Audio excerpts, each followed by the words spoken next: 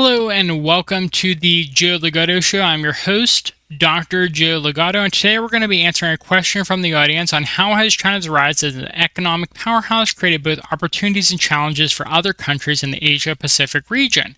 And we're going to take this a few different chunks at a time. And so we're going to start off with Japan and South Korea together. Japan and South Korea, I feel bad for them because the United States is really trying to use them against China, and it's going to be to the detriment of Japan and South Korea in the long term. Historically, Japan and China have some grudges. They've had some prior wars. In World War II, the Chinese people were treated exceptionally poorly by Japan when Japan invaded. And so there are some historical animosities between these three countries. And so you have to consider that when talking about China's rise in that area of the world. Japan feels extremely threatened by China's rise, especially because Japan was supposed to be the country that kind of took over. And it looked like they would for the longest time. They were a heavily modernized nation, and their GDP growth was phenomenal until the United States made sure with the Plaza Accords that Japan could not continue to grow as a nation and could not be competitive with the United States. So Japan holds a bit of a grudge with China because Japan feels that they should have been the ones that benefited from the United States' decline, and they should have been the one really in China's position is what they were hoping for. South Korea, on the other hand, does not have, I would say, as many historical grudges with China. They've historically been subservient to China as a kind of a tributary of the whatever Chinese empire was in existence at the time. But South Korea also has a degree of hesitancy towards China because of the fact that China backed the North Koreans in the Korean War.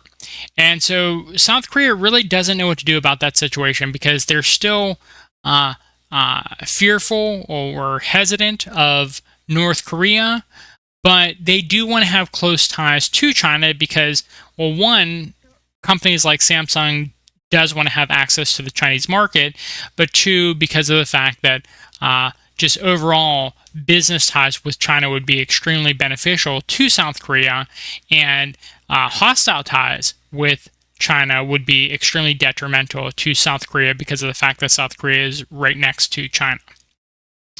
And so these two countries, there's a lot of opportunity there if they're willing to get over their historical differences with China, particularly historical differences in the case of Japan. It's always scary. It's always a concern whenever a rising power is in the region, particularly because of the fact that rising powers have, for the most part, historically been expansionistic. But given China's history, I would say that it's extremely unlikely that they're going to expand territorially in that area. They just want to become unified with Taiwan again. Aside from that, they're not really an expansionistic power, and I wouldn't even call that particularly expansionistic. And so I would say that these two countries should be far less cautious, far less scared of China than they seem to be acting. A lot of their actions seem to be around the containment of China, which I don't think particularly benefits them in the long term. South Korea has been a little bit better than Japan in terms of building those business ties, and that makes sense because of the having fewer historical grudges against China. But both of these countries could benefit quite a bit from working more closely with China. It doesn't really make sense that they're willing to cripple their own economies in order to help the United States. You're seeing, I believe it was recently Micron, that China has sanctioned Micron, and various South Korean companies could be taking over that market that Micron lost in China, but because of American pressure, these companies are, it sounds like they're not going to be taking over that market share, and it just doesn't make sense. Like, if your country has autonomy, it makes complete sense that you'd be taking over that market share from American developers, American-aligned companies, because of the fact that it benefits your corporation and benefit your country. And so I wish these two countries would spend more time thinking about what benefits them instead of what benefits the United States, but it's hard to really understand why they would be doing things that benefit the United States over themselves to begin with. So I don't know what type of blackmail material, what type of influence the American government has that would allow them to just get these countries to do things that aren't actually in their interest in any way, shape, or form. So the next point is, how has China's rise as an economic powerhouse created both opportunities and challenges for other countries in the Asia-Pacific region? And we'll talk about the province of Taiwan. A lot of Taiwanese workers are working in mainland China, and vice versa. A lot of mainland Chinese are working in Taiwan. And so, this is one country. Both the government in Taiwan and the government in mainland China agree that they're all Chinese and they're all a part of China. They just have a disagreement over which government should be in charge. And it makes complete sense for these two countries to work together until they peacefully unify. The United States government obviously does not want a peaceful unification because it would give China a lot more resources. It would give them, people don't talk about it often, but in terms of territorial waters, it would give China further extended territorial waters if they have access to Taiwan as well. It would give China even more access to semiconductor technology, which the United States has been trying to restrict, et cetera, et cetera. And so there's a lot of opportunities here for the province of Taiwan if they peacefully integrated with China, because they are Chinese people. There are some cultural reasons they wouldn't, and we're saying that this is kind of a big deal, where Taiwan at a certain point was controlled by Japan, and because of that, the people of Taiwan, to a certain extent, don't consider themselves ethnically Chinese anymore. They pretend like they have European or Japanese heritage. And that is because of the education system. The education system is training people to think in a certain way, to believe certain non-historical things, and just completely factually untrue things. And so because of that, you're seeing that the education system, the propaganda system, we could call it, is really fomenting this rebellion, fomenting this dissident nature within Taiwan against mainland China. But for the most part, it's all opportunities for Taiwan. They benefit greatly from integration with China, and they lose massively if they come into conflict with China. And so America, as they've said with Ukraine, they would love to use Taiwanese bodies and American bullets to fight a war with China. And it's up to the Taiwanese people, who are Chinese, to understand that, and understand that America is not their friends, and that they would benefit greatly from working more closely with China. Next up, how has China's rise as an economic powerhouse created both opportunities and challenges for other countries in the Asia-Pacific region? So as most of you know, I am living in the Philippines now, and I would say that the Philippines has some contentions with China over various island chains because they want to control territorial waters within the South China Sea. And I don't really understand that, because I believe the Philippines would benefit greatly from infrastructure projects and foreign investment from China if they would give up their territorial claim to certain islands, certain uninhabited islands. And so the Philippines, I think, is trying to think long-term in terms of having access to the resources around those islands in the South China Sea, because you gain claims to the territorial waters around islands.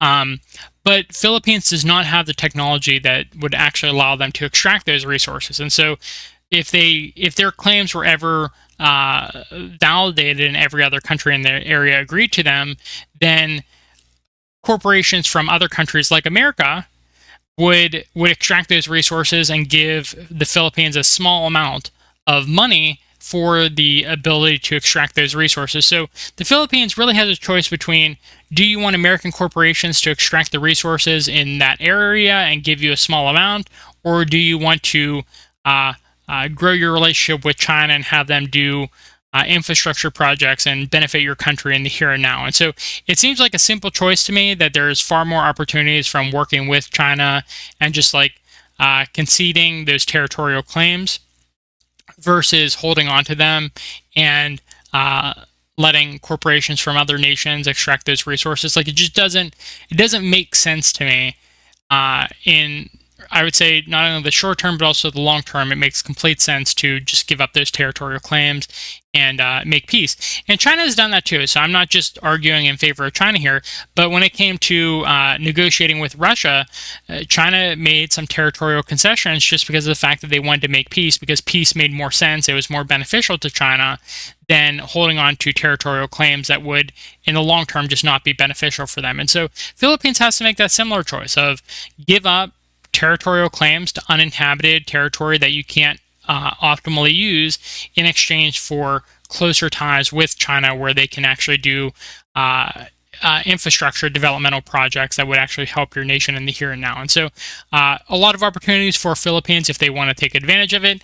Next country, how has China's rise as an economic powerhouse created both opportunities and challenges for other countries in the Asia-Pacific region? We'll take Vietnam now.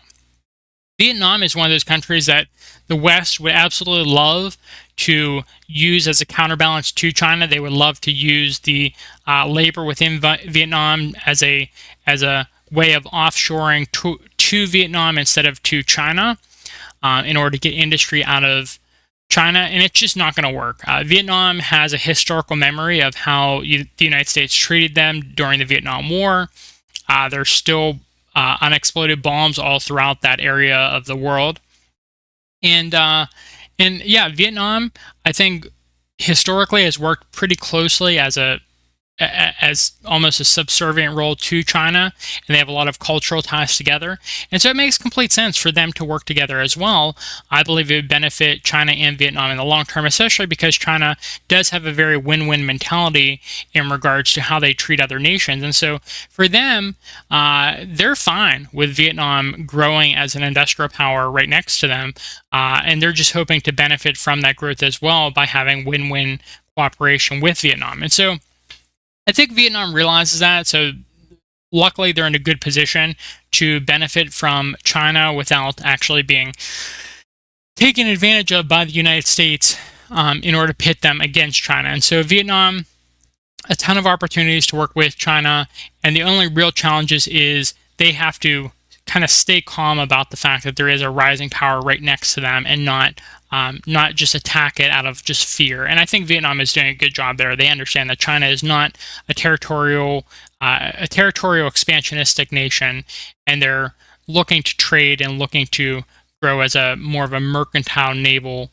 empire versus the United States, which is looking to just kind of like take over the world with their bases and economically sanction every nation they can. And so Vietnam, excellent position right now, and I think they're going to benefit greatly from China's growth in the future. The last nation we'll look at here, how has China's rise as an economic powerhouse created both opportunity and challenges for other countries in the Asia-Pacific region? We don't often think of Australia as being a part of the Asia-Pacific region, but it is.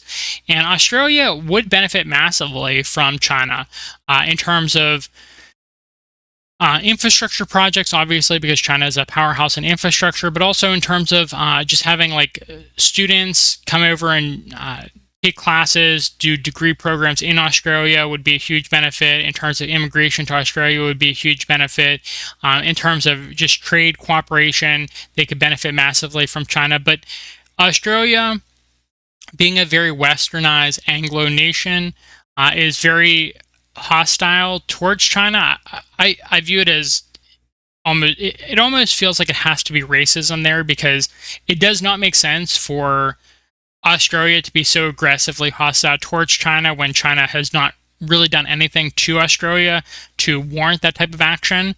And Australia could benefit massively from that trade with China. And so this massive antagonism that Australia has towards China doesn't make much sense. It tells me that their foreign policy is completely being controlled from other nations, probably from Washington, D.C. I mean, nearly obviously, I would say nearly entirely from Washington, D.C., as I would say obviously is the case. And so there's a lot of opportunities there. If Australia is willing to take them, there's a lot of opportunities for them to benefit from China's growth. But it's looking like, unlike Vietnam, Australia is going to be very antagonistic towards China, and it's going to lead to a lot of competition in that area. And Australia has just no way of winning that competition against China, and so they're just going to be a puppet of the United States, and they're going to suffer from being that puppet. And they seem to be okay with it. It seems completely obvious, but that's the situation they're in, where they see all the opportunities available to them. They're dismissing them. What I would say is because of either just complete racism, because they don't want to see a Chinese superpower, or it's because they're completely controlled by the West, particularly by America. But it's hard to say how much of each of those is the case.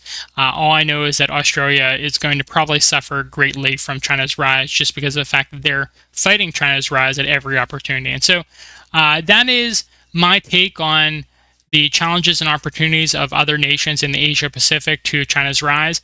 If you like this video, please actually like the video, like physically upvote it. And if you want to hear more from me, please subscribe to our channel, and we will be back with more questions and answers, as well as live streams in the future. Thank you for sticking with me, and I hope you have a good rest of your day. Bye.